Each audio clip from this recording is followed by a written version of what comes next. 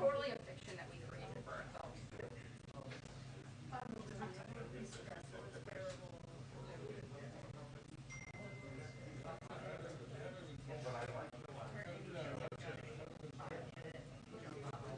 Oh yeah.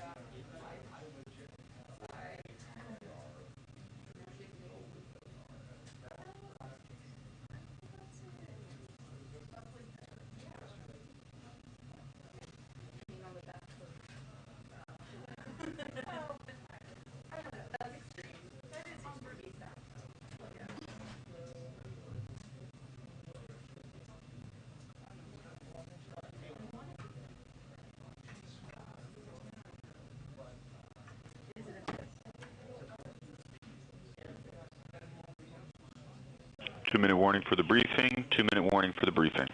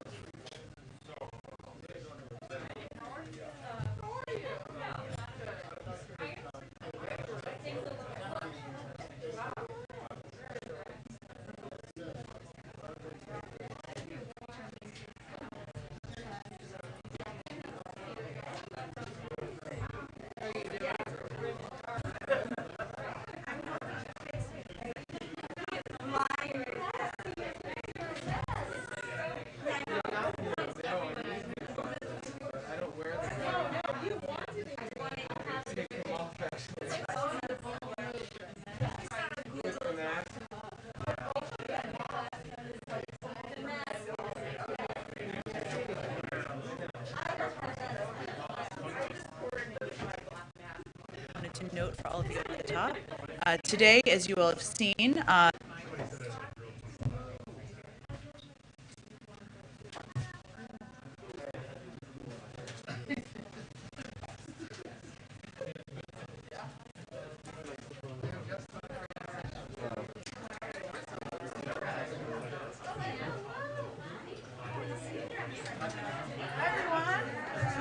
good morning.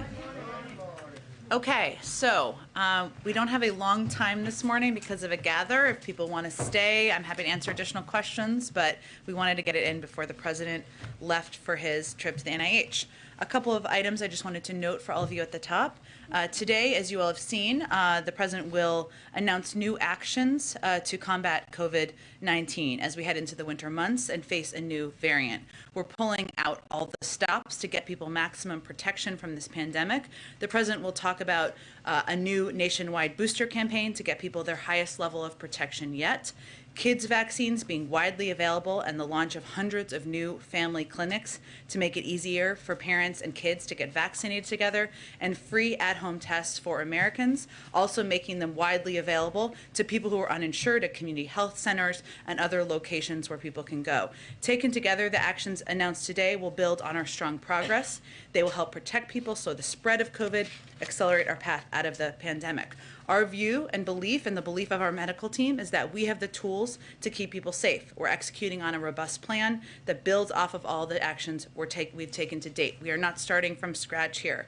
The slide behind me, as you see, outlines some of the big measures we are taking, and the president will talk more about later this afternoon. Also wanted to note today, the United States government, in coordination with allies and partners, is imposing sanctions to hold the Lukashenko regime accountable for its ongoing attacks on democracy, human rights, and international norms, and for their continued repression both inside and outside of Belarus. This is the 5th time the United States has imposed sanctions on Belarus since August of 2020, and the 3rd joint action with the European Union, the United Kingdom, and Canada this year alone.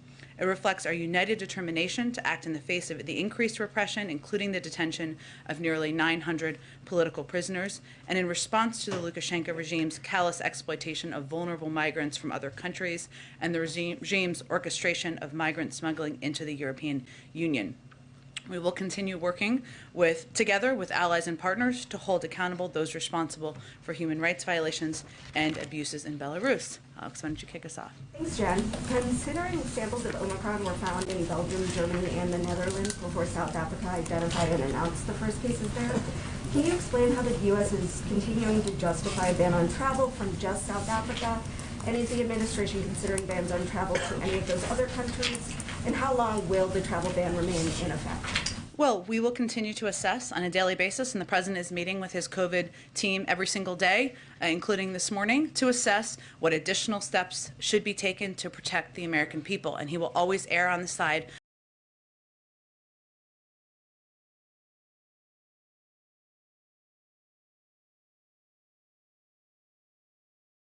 forward.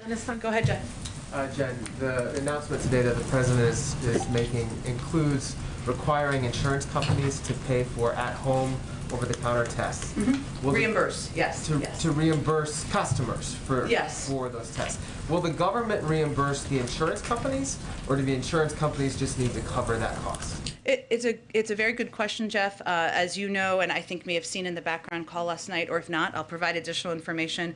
We expect to have the final rules on this and have this implemented in mid-January. So I expect additional details about how it will work and the functioning of it will be out in that timeline. So that question is just not answerable yet? I will check and see with our COVID team if it is, but again, there's typically a rulemaking process that will be done through HHS that will answer and provide additional clarity on this, on the implementation of it. Okay, and on a separate topic, do you have any updates on White House plans to arrange a call between President Putin and President Biden? Foreign Minister Lavrov today said that Moscow will take measures to ensure its own security if the U.S. and its allies refuse to discuss security guarantees. Well, we're hardly refusing to have discussions with the Russians, considering our Secretary of State and the Foreign Minister of Russia had a discussion today, and we've had ongoing discussions at a high level with the Russians. The President continues to believe in the benefit of diplomacy at a high level, at a leader level, as you've seen over the course of the past 10 to 11 months. But I don't have anything to preview or announce as it relates to a call or engagement between President Biden and President Putin. Go ahead. Hey, Jen. So just following up on this Minnesota news, given the fact that this individual began experiencing symptoms on November 22nd, tested positive on November 24th, that would suggest that there's been community spread of this variant for at least the last 10 days within the United States. Is that the White House's assessment, and to what extent does that change your understanding and your approach to combating this new variant? Well, I think we need to be very careful from the government and of course, from the media as well about how we assess and attribute community spread or what has happened here. There was information put out by the Minnesota Public Health Department. I would just reiterate a couple of the components of that. Many of you may have seen it, but in case you haven't, there's an individual, an adult male, a resident of Hennepin County. He had been vaccinated. The person developed mild symptoms, as you noted, on November 22nd and sought COVID-19 testing on November 24th. The person's symptoms have resolved. The person spoke with the Minnesota Public Health Department investigators and reported traveling to New York City and attending the Anime New York City 2021 convention at the Javits Center from the 19th through the 21st.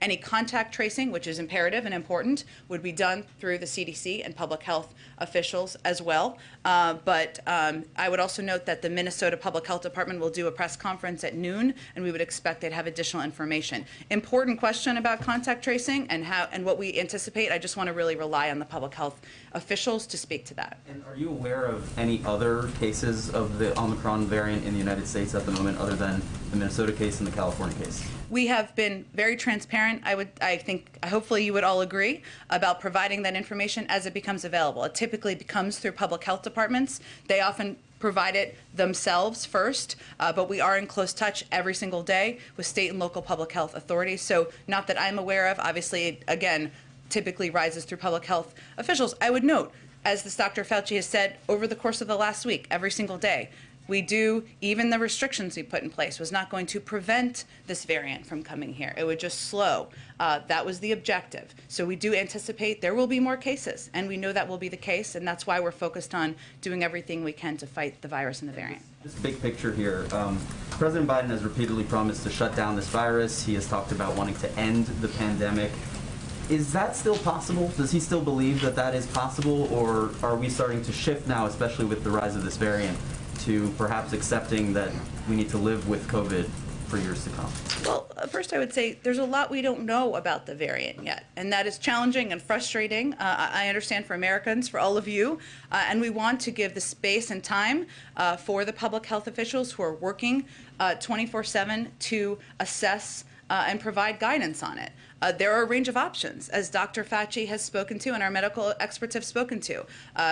It could be less deadly. It could be more. We don't know. So I just want to say that that is the next step in this process. The president, and you'll hear him speak to this today, continues to believe that if we build on the bold steps that we've taken to date, if we continue to make the vaccines more accessible, to increase testing, increase masking, we can return to a version of normal in this country. That's what everybody wants and everybody would like to see. Go ahead. Back on the question about these reimbursements for rapid testing, as anyone who's tried this knows, it can be kind of a cumbersome process. So why not just try and subsidize the price of these tests, as some of the other countries have done? Well, first I would say that we're approaching it a little differently from some other countries. I know this isn't exactly what you asked, but we see the FDA process of reviewing and evaluating the efficacy and effectiveness of tests as the gold standard. That is a high bar in our view, and that's important to abide by that. Our medical team looked at a range of options. We want to make testing more available and more accessible to people across the country. There are 4 times more tests available now than there were in the summer. We will continue to build on that. So this is a step that was our team agreed was implementable and possible to do now, and we will continue to build on it. And on the issue of government funding, yesterday you said you were confident that we won't see a shutdown. You know, we know the House is acting today, but a small group of Senate Republicans are still objecting. Do you still have that same level of confidence today that we won't see a shutdown come tomorrow? Well, the good news that I think you all saw today, and we just put out a SAP, or a Statement of Administration Policy, you know how we feel about acronyms around here, supporting the swift passage of H.R. 6119, which was basically a deal struck this morning. We still feel that there's time for lawmakers to set aside reckless and irresponsible political games and enact the short-term continuing resolution that would fund the government through early next year and allow for time for a full-year budget agreement, which is obviously our overarching objective. So there is still time to do that, and of course it's up to Congress to do that, but we are confident they will take steps to keep the government open. There is still time, but not a lot of time. So have you started to take steps to prepare for a possible shutdown, even if it is, just one that lasts through the weekend? Sure. So there are steps that are taken by the OMB, our budget team, that are standard. And they're not steps taken out of an assessment or evaluation of what's possible or the legislative possibilities. They typically start engaging with agencies about a week in advance of any scheduled timeline for government funding. They did that as of last Friday. They had another scheduled time to engage with agencies today. So that is standard operating procedure, and that's underway. But again, our objective is, of course, to prevent the government shutdown. We are, and of course, that's up to Congress to get done. Just one quick immigration question. The administration announced today that the U.S. and Mexico have reached a deal to restart the Remain in Mexico program that was started under President Trump. This is something that your administration is fighting in court. The president, has railed against this policy. He's called it dangerous, inhumane, saying it goes against everything we stand for as a nation. Just wondering if you can reflect on how he feels about having now to see this move forward now. Well, as you noted, Mary, Secretary Mayorkas also and the president have repeatedly said that this program has endemic flaws. It has imposed unjustifiable human costs, pulled resources and personnel away from other priority efforts, and failed to address the root causes of irregular migration. Deeply flawed. That's why we stopped enrolling individuals in the program on day 1 and subsequently issued a memorandum in June terminating the program. And Secretary Mayorkas issued another memorandum announcing and explaining his decision to terminate the program once again in October. As you noted, though, we are in a situation where we're under a court, abiding by court ruling. And so that is what we are working to implement at this point in time. There are some key changes and exemptions the Department of Homeland Security announced this morning and can speak to, but our view of the program has not changed. We're working to implement under the court order. Go ahead. Thanks, Jen. Another testing question. So you said you want to make testing as affordable and available as possible. So in addition to requiring insurers to cover at-home tests, is the administration doing anything to make in-person PCR tests more widely available, more affordable? Because as anyone who has had to get a PCR test, let alone a rapid PCR test, knows, it can be hard to find one and expensive, and especially getting that quick test is very, very hard. Sure. Part of the plan the president is announcing is free tests, about 50 million tests that we're going to make available at places like rural clinics, community health centers, to ensure they're broadly available in a range of places where people can go and access them. And again, this is part of our effort to build on what we've already done to date. We made $3 billion worth of investments to accelerate the production of rapid tests and expand capacity. When President took office, there were 0 at-home tests available. Now there are 8.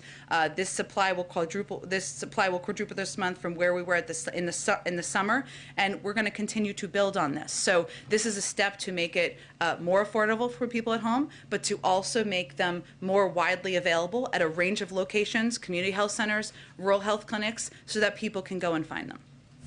And on abortion, based on what we heard at the Supreme Court yesterday, is the White House concerned that this Supreme Court is about to overturn Roe versus Wade?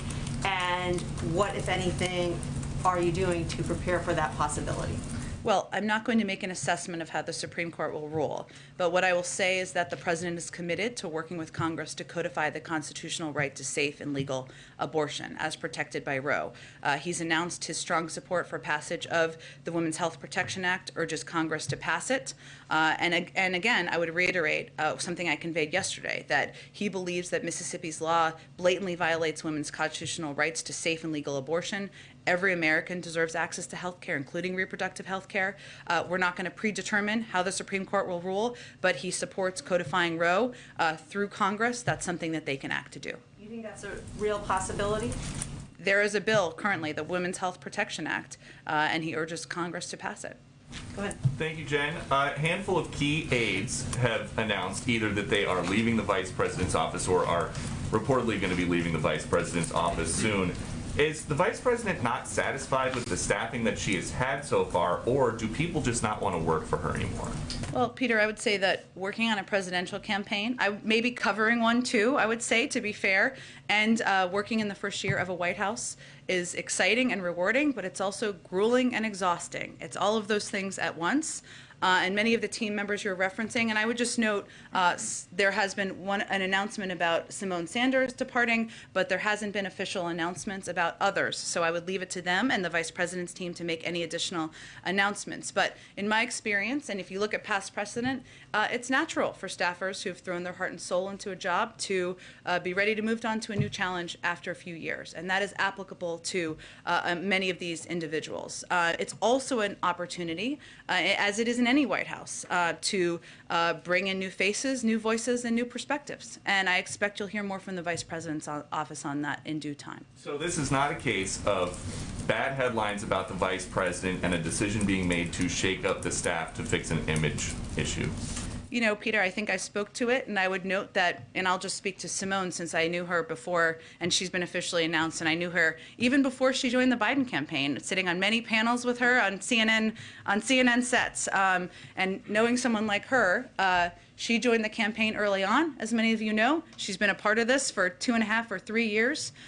She's somebody, and anybody who's spent time with her knows that she is whip smart, and she has charisma coming out of her eyeballs, and she's going to do plenty of interesting things in the world in the future. She'll always be a part of this Biden-Harris family, and it's only natural after a couple of years to be ready for something new. And that's what happens in my experience in the past in White Houses often. Does the Vice President think that staff are to blame for her not making any kind of meaningful progress on the big things in our portfolio, like passing voting rights or addressing the root causes of migration? I know the Vice President is grateful to all of the staff who have served her. She also understands the excitement and the grueling nature of working on a campaign and working in a White House. And again, as I noted earlier, it's also an opportunity to bring in new faces and perspectives, which is overall a very positive thing. Okay, and then big cities are dealing with smash and grab robberies. A record number of police officers have been shot and killed this year. What is President Biden going to do about all this lawlessness? Well, Peter, I would say that, one, the president proposed additional funding in his budget over the funding that had been proposed by the prior president to increase and support local police departments, make sure we keep cops on the beat, and we ensure that local communities are working in partnership to crack down on crime and any dangers they see in their community. So that's one of the steps. We've also worked with a range of communities across the country on strike forces, as you know, something we've talked about in the past. We're continuing to implement that from the Department of Justice, but the president absolutely believes that community police forces can have an important instrumental effect in helping keep communities safe. And does the president still think that crime is up because of the pandemic? I think many people have conveyed that, and also one of the reasons that one of the root causes of crime in communities is guns and gun violence, and we've seen that statistically around the country. Right, to your point, so when a huge group of criminals organizes themselves and they want to go loot a store, a CVS, a Nordstrom, a Home Depot, until the shelves are clean, you think that's because of the pandemic? I think a root cause in a lot of communities is the pandemic, yes. Go ahead. Thanks, Jen. I wanted to follow up on some of Alex's questions about some of the travel restrictions Sure. on Southern Africa. You say that the White House will continue to reassess those, but I wonder, we heard from the UN Secretary General who called these travel restrictions a form of travel apartheid. Is there any diplomatic effort underway on the part of the administration to address the concerns that have been raised about this decision? Yeah, Meg, it's a great question. I mean, we, of course, are in close touch with, at a diplomatic level, with leaders in these countries about the steps we're taking and why we're taking them. And it's not meant to be a punishment. It is steps recommended by our public health officials and medical experts in order to delay the spread of a variant. Not prevent it again, but delay, in order to give us more time to assess and evaluate what this variant means. But of course, we are in touch through diplomatic channels. Part of the plan that the president is discussing today calls for accelerating the distribution, 200 million vaccines in the next few days to the international community.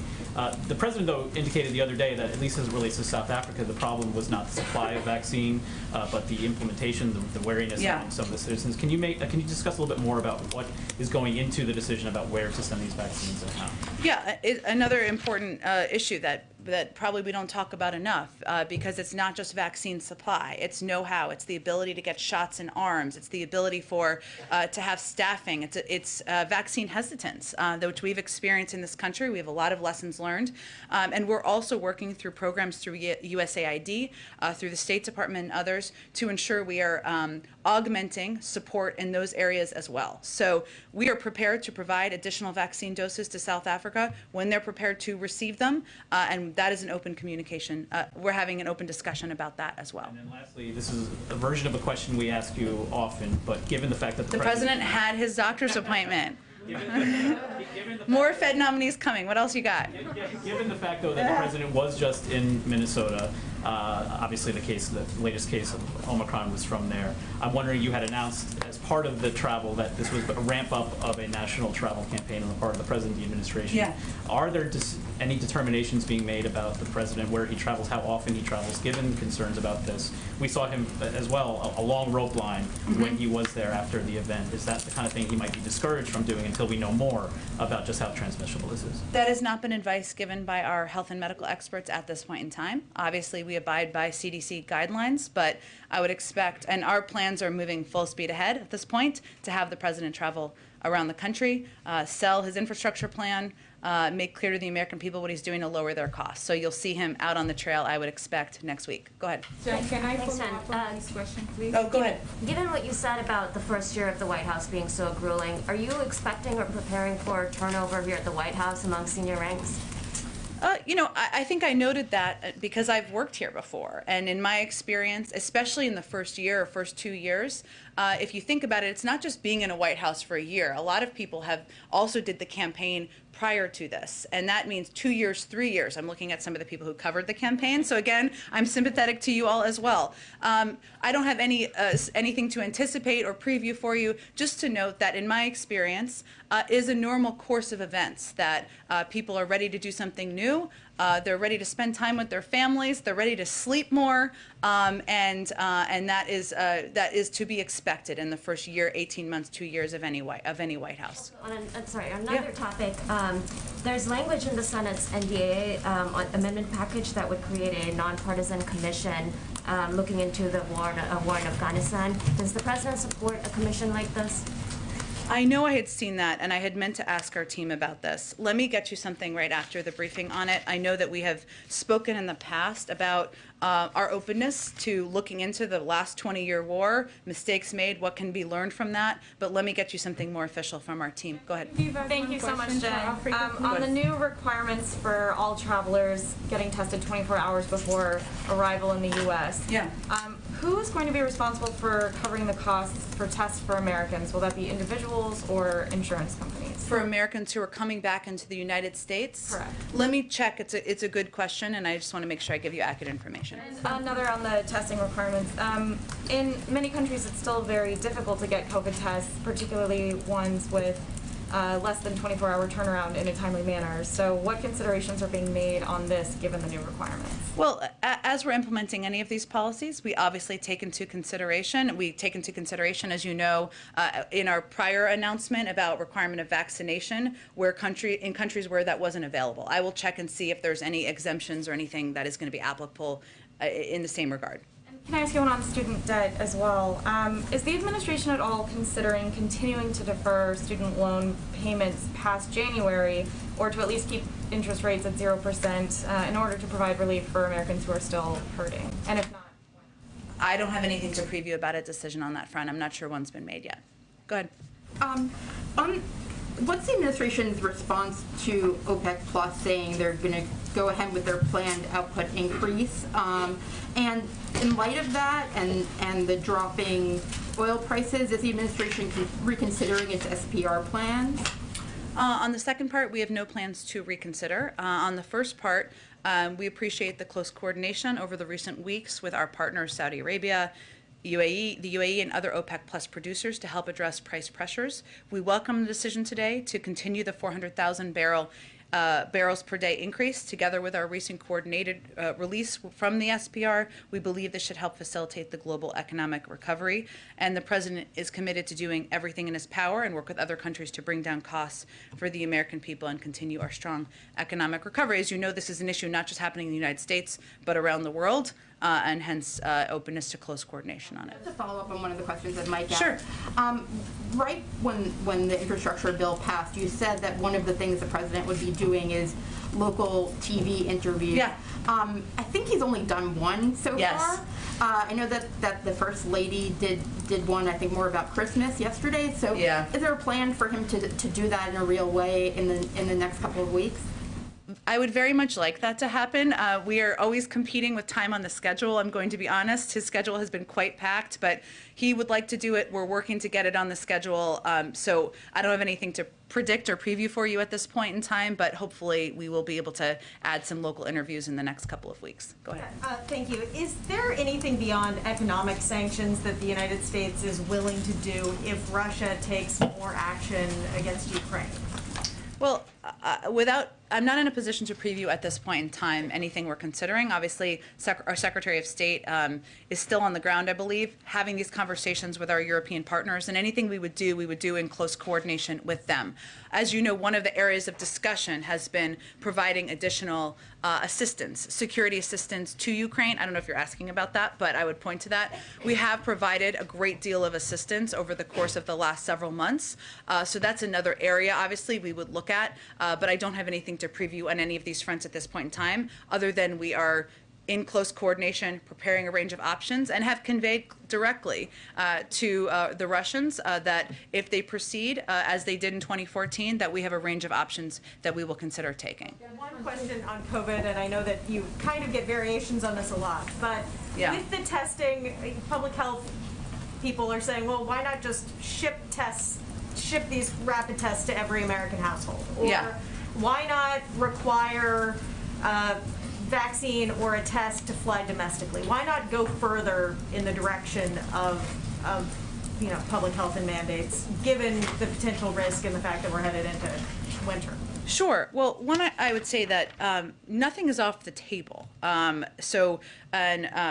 including domestic travel. But we do have some protections, some strong protections in place already, including requirement of mask wearing, which was extended, doubling of fines if people are not in compliance. How we look at this is, of course, we base our decisions on the advice of the health and medical experts, what's going to be most effective, and what is we can implement, what is most implementable. So we look at a range of factors as we make decisions about what steps we can put in place. So again, nothing's off the table. But the announcement we made today is building on steps we've taken to date, significant steps we've taken to date to continue to protect more people, put in place additional precautions that will save more lives. Can you just tease out what most implementable means? Are you worried about legal challenges? Are you worried about, political blowback? Well, I think we've taken a number of steps that are not intended to be controversial or divisive, but still may be perceived that way. But our most important factor is what is going to be most effective, and that's what we really base our decisions on. But as you've seen over the past several months, we build on our steps, right? We've continued to add and make vaccines and boosters more available and accessible. Today's a good example of that. We continue to put in place additional travel restrictions, as we are announcing today as well. So we will continue to evaluate and assess on a daily basis. If there are additional steps our health and medical team is recommending, we will consider those as well. Go ahead. Thanks. On the Supreme Court yesterday, again showed how much the balance has shifted toward conservatives, particularly those justices appointed by Donald Trump. Has any of this changed the president's thinking on embracing any of the proposals to restructure, expand the Supreme Court term limits, anything on that he might be rethinking given the nature of the court? Sure. Well, as I think you know, there's a court reform commission that has been working on and putting together a report, something that he will be receiving, and we'll take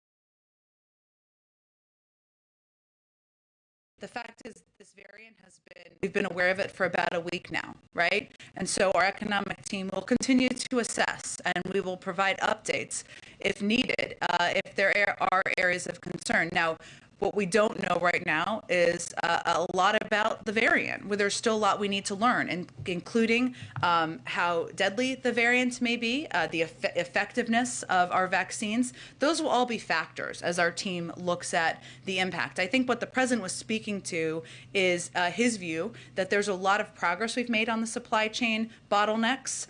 We've unfrozen a lot of those issues, and a lot of the suppliers out there and retailers are pretty confident about their ability to get stock the shelves and make sure that people can go to stores and get what they need. So that's an encouraging sign. We've done a lot to prepare for this moment, but we will continue to assess. And at this point in time, I don't have any new economic projections from our team on it. Just as a quick follow-up on it, are you all concerned at all that people afraid of catching the virus because of the variant will be less likely to return to work, and that might delay some of what your administration had hoped would be more of a surge back into the job market in January?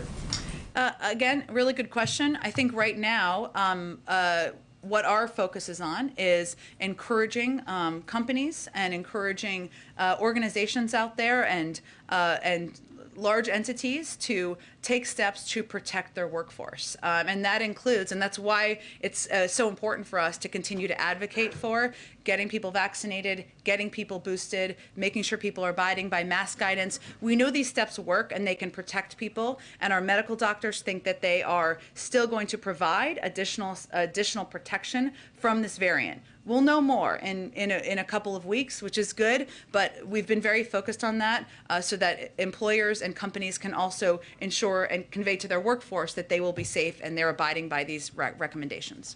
Go ahead. Thanks, Jen. Much of the public booster campaign that you all just announced is targeted specifically at getting seniors access to the booster, but just given the early confusion around boosters in the broader public, is there any more campaign that you can think of to target, say, young people, for instance? Our campaign is actually focused at getting everybody who's eligible boosted, which is anybody over 18 at this point in time. And that's one of the reasons that we have one of the announcements, or one of the steps the president's going to talk about today, is these mobile clinics, or the opportunity for generations of a family to bring their kids, bring their grandparents, and all get vaccinated and boosted at the same time. So our objective is to get every eligible adult boosted, get every eligible adult vaccinated, and we're continuing to build on steps we've taken to increase access, and that's a big part of the president's speech and announcement today. That only about 59% of the public are vaccinated, though, and the U.S. is falling behind some of our peer countries in this regard. Are you all considering any strategies, maybe from adopting from abroad, or considering what public messaging has been successful or not in shifting strategy on this? Well, more than 82% of the public has received at least one dose. So that's a good step forward. Obviously, we're going to continue to build on that. But the United States has one of the most effective efforts in the world to get people vaccinated, and we'll continue to build on where we've seen success. Go ahead, Karen. Two questions on boosters, and one's a follow-up to what he was just asking. We've heard the White House say there's 100 million Americans who are eligible for boosters who haven't gotten that shot, and only 44% right now of eligible seniors have gotten their booster. Why does the White House think that the pace of boosters is sluggish at this point? Like, what's not being done to convince Americans who got their shots to get this extra shot? Why is it slower? Well, it's hard to get into the minds of every American and why they are or aren't getting boosted. So that's a hard question for me to answer effectively from here.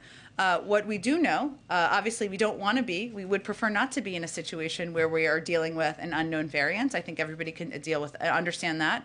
But the fact that there are unknowns, and we are out there encouraging people to get boosted at the time where we're still learning more about a variant. We've seen numbers go up. We hope that more people will take this seriously and get boosted. I can't assess, though, why people psychologically are or are not getting boosted. And the plan that the president's going to talk about today calls for expanding capacity at pharmacies for boosters. What exactly would that look like? Is that a focus on supply? What are pharmacies, what do they need to do to speed things up or get more robust efforts going there? Yeah, it's about making sure we're reaching more pharmacies, that we are making sure they have the supply needed to ensure that boosters are available in pharmacies across the country and in communities that are harder to reach. So it's just expanding access, it's expanding supply, getting to more communities, and building on the steps we've already taken to date. Go ahead. A question on shipping vaccines overseas. As part of the announcement today, the administration wants to accelerate shipments overseas, 200 doses in 100 days. What is enabling that acceleration? Is it higher production? Is it, shifting from domestic use to international use? Can you explain a little bit more about that?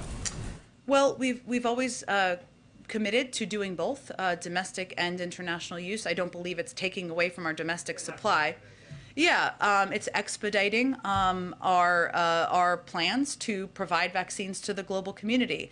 We've also been able to move more quickly as it relates to giving vaccines to a lot of countries because we've done this before. There's a blueprint. And in the initial stages, I think many of you may remember, there were sometimes logistical or other hurdles we had to get through with countries. Now we have a blueprint and ability to do that, so it can move a little more quickly. But I can check and see if there's more detail on how we expedited it logistically. And China says they're contributing as many, if not even more, doses than the United States is. Obviously, the administration said that they're the biggest provider of vaccines overseas.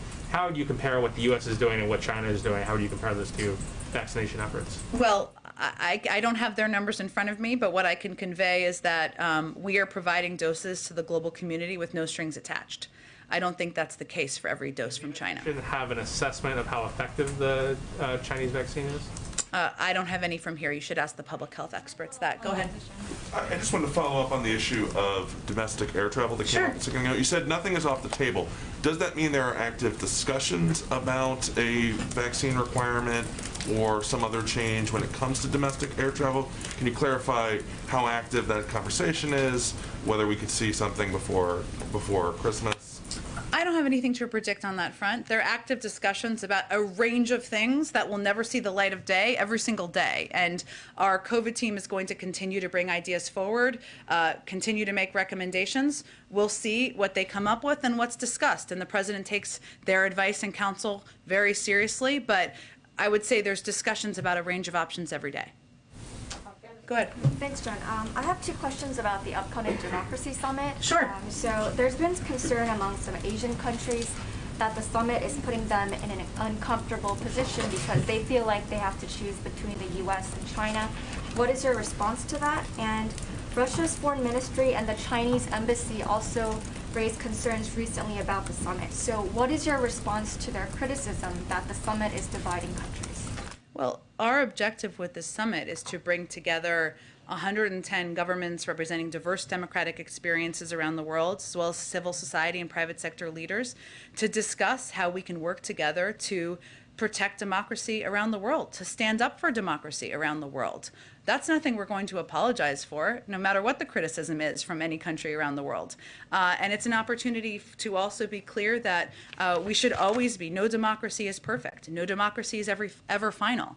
And we should continue to build on that, discuss, engage, encourage positive change. So that's our objective, and hopefully countries who participate will feel this is an opportunity to be a part of that positive change moving forward. Go ahead. Thank you, Jen.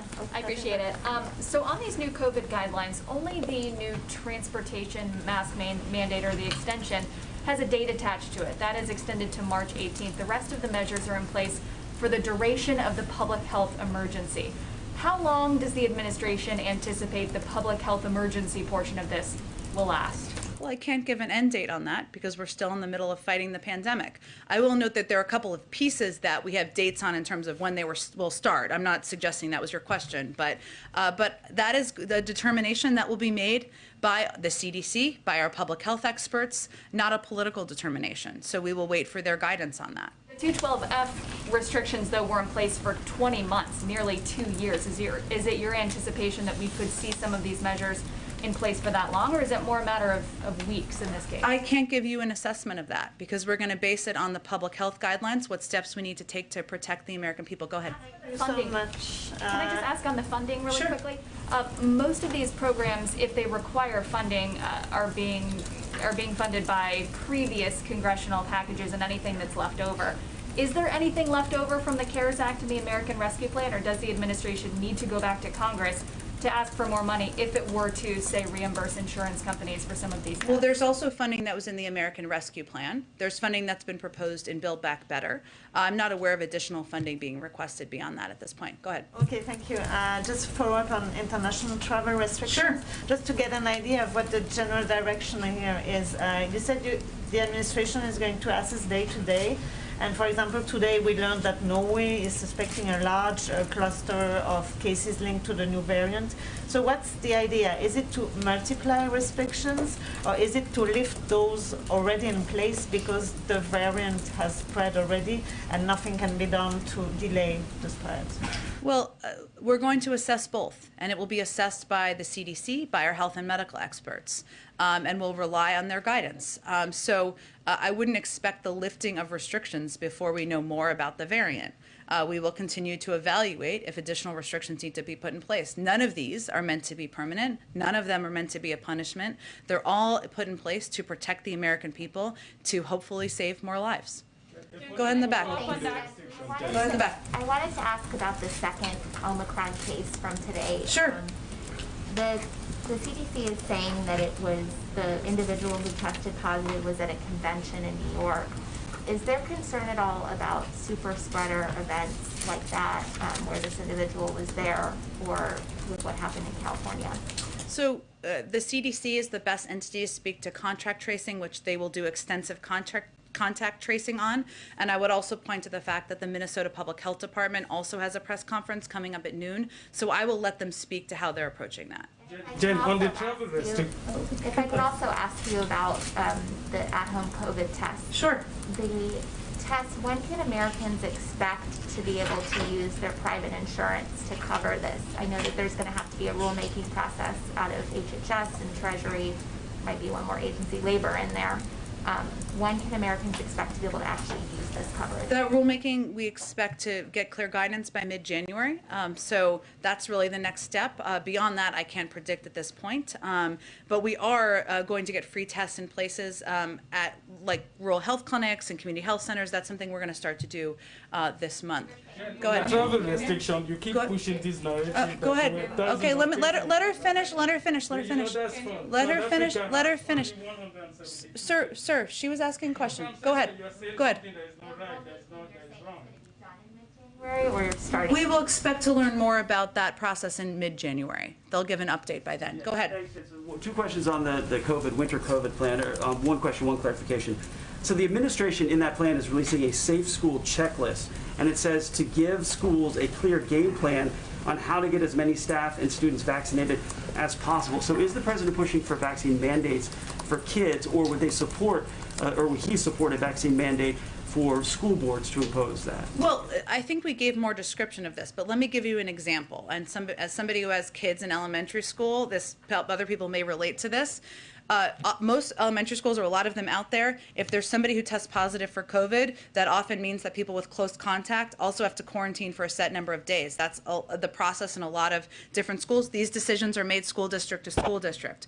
One of the pieces you'll hear him talk about that has been implemented in other places is looking into this question of whether there can be additional testing that can be administered in schools so that you can keep kids in school. The objective is to keep kids in school. So that's kind of the most vibrant example I would give you of what we're really talking about here. And the clarification, so the winter plan, the administration is pushing pharmacies, or is the administration pushing pharmacies to make more robocalls and robo-text to people? It says millions in this. Yeah. Because I can't get CVS to stop calling me. Well, look, I think what our objective is here is to make sure people know where they can get a vaccine and get a booster. And a lot of people are still confused about that. And access, we know, is a huge barrier. So I'm sorry about all the calls. That means CVS is just, I guess, doing a very effective job, but that's what our objective is. I have to wrap this up in a minute, but Patsy, go ahead. Patsy, go ahead. Go ahead. I mean, you keep following up South Chris's Africa. Let Patsy, I just answered South it. Africa had thousands of cases. Simon, Like, I you know answered a that's question on this. Let Patsy. Simon, I answered a question on this. Let's let Patsy ask a question. It's not effective to scream over your colleagues in here. Let's let Patsy ask a question. On sending vaccine doses abroad. Can you specifically talk about the plan to send directly to humanitarian settings and conflict zones? Do you have any idea as to who you'll be working with? Can you say the beginning part of your question again, Patsy? Sorry. Well, part of the administration's plan is to send out 200 million doses in the next 100 days, including humanitarian settings and conflict zones. Yeah. Can you talk specifically about that, please? Yeah, Patsy, and I'll get you more details on this, but what we typically do is we work through trusted global health partners like the United Nations, other NGOs that are trusted who can get humanitarian assistance and aid, including vaccine doses, into communities. So that's typically how we would approach it. Just another follow-up on a question that my colleague asked, and you said you'll give more specifics on the Democracy Summit. Yeah. Which is, what are the criteria in determining who gets invited? Why are you, for example, leaving out Sri Lanka and Bangladesh and inviting Pakistan? Why are you inviting Kosovo and Serbia but not Bosnia? Well, our objective here was to invite a range of countries, a range of civil society leaders and other private sector leaders to have a discussion about democracy. It does not mean that we are that everyone we're inviting we're giving a stamp of approval on. Every democracy is a work in progress, and it doesn't mean that we are giving the opposite of a stamp of approval or a negative stamp to people who are not invited. This is just meant to be include and invite a diverse set of voices, countries who can speak to our global effort to protect democracy. George, I'll have to be the last one. Beijing Olympics, if you don't mind, if you have any more updates on whether the president has made his decision on the Beijing Olympic, and whether the decision-making process include considerations on human and women rights in light of the treatment of the Chinese tennis player Peng Shuai after she disclosed that she was sexually mistreated by a Chinese official. I don't have an update today. I will say, broadly speaking, as I've conveyed before, that of course any decision takes into account a range of issues, including human rights, our concerns about them, issues we have been quite outspoken on. George, let's do George and Amish, and then we got to wrap it up. Go ahead, George. I wanted to see if you could clarify a situation on the continued steel tariffs on the UK. There was a report in the FT that said that was because of concern that the British were going to harden the border with Ireland. The UK trade minister said that's a false narrative. Is there a link?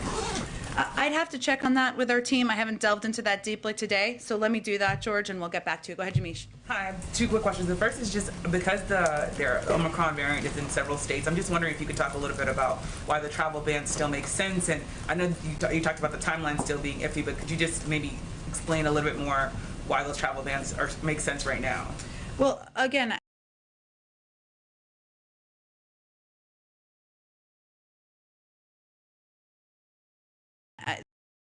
this is all based on, it's not a decision made out of the White House. Ultimately, it's based on the recommendation always of our public health and medical experts. They have advised several days ago the president to put in place restrictions on a set of countries where we are seeing the variant, specifically in South Africa, spread to hundreds if not thousands of cases, and neighboring countries because of the concern about spread. We will evaluate every day if those restrictions, any of these restrictions should be expanded upon. But again, there's more at this point. We're still learning about the variant that our team is working 24/7 to assess. And I don't have any prediction of an end to any restrictions or additional ones at this point in time. Part of the administration's ramp up is requiring insurers to cover the cost of rapid tests, but there are obviously millions of Americans who don't have insurance. So I'm just wondering why not just subsidize the tests directly and give them and give them out freely like they do in Europe, given the fact that there are so many Americans that are uninsured. Well, I answered a version of this a little bit earlier, but let me repeat some of the I think most important points here. One, we believe that our process for evaluating tests is the gold standard that other countries and parts of the world don't meet. We have 8 approved by the FDA. I believe I'm correct in that. We also assess a range of options for making tests available. So in addition to people being able to be reimbursed, we're providing 50 million tests to community health centers, rural clinics, something we're going to do this month to make them available to people who are uninsured and people who need access to these tests. So that is a step we're taking in addition to the ability of people to get reimbursement from their insurers. Just on Remain in Mexico, I know that there's a deal that's been struck. I know the lawsuit has forced President Biden to sort of have to deal with reinstating it. What's the next phase of this? Because obviously advocates are saying making asylum seekers stay in Mexico and remain in Mexico is dangerous and also a violation of their rights. Is there sort of a plan for that? Well, I would say first the Department of Homeland Security, and just to reiterate some of the points I made earlier, but just in response to your important question, the president continues to believe that MPP has endemic flaws, imposed unjustifiable human costs, pulled resources and personnel away from other priority efforts. That's why we ended the program. That's why the Secretary of Homeland Security has repeatedly issued memos expressing the point of view of the administration. As you noted, this is a court order issue that we are implementing. The Department of Homeland Security can speak to the specific aspects of this, but they did announce some key changes to the program being announced to address some humanitarian concerns. It's in the courts currently, so that's where it is. But even as we are in a position where we have to implement it, we made some changes that they can detail in more further detail. Okay, thanks everyone. 6 of the African countries that were banned have 0 cases. And South Africa doesn't have thousands of cases. Thank you, everyone.